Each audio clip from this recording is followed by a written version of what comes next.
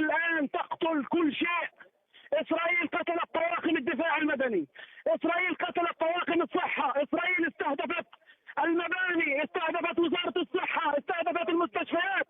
لم يتبقى أحد. والآن أتحدث وهناك ما زالت تخرج الضحايا من بين أروقة المشفى. حسبنا الله ونعم الوكيل، حسبنا طيب الله ونعم الوكيل. سيد محمود، هل هناك حسبنا الله ونعم تقديرات الوكيل.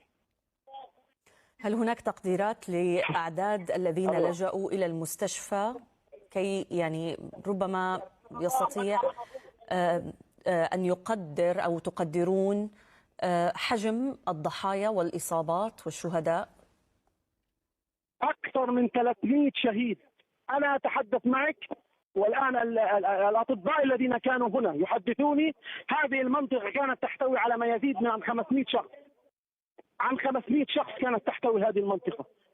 دخلنا المكان لا يوجد إصابات، كلهم شهداء، كلهم مقتولين في هذه المنطقة. مقبرة بكل ما تحمل الكلمة. إجرام لم يشهد له في التاريخ. فوق ال 300 شهيد في هذه المنطقة ويزيد حتى هذه اللحظة. ما زالت الطواقم. الآن أي أحد الإخوة يحدثني من وزارة الصحة أكثر من 500 شهيد، أكثر من 500 شهيد. ما حدث مجزرة بكل ما تحمل. والله تعجز الكلمات عن وصف الواقع. الواقع أليم، المشاهد جنونية لم تمر على تاريخ الصراع الفلسطيني. مشاهد صبرا وشتيلا الآن تتكرر على أعنف. مشاهد دير ياسين تتكرر وعلى أعنف. مجازر بكل ما تحمل الكلمة. نساء مقطع رؤوسها، أطفال مقطع رؤوسها. أين الأمة العربية؟ أين المسلمون؟ أين العرب؟ أين العرب؟ أين العرب؟ حسبنا الله ونعم الوكيل. سيد محمود،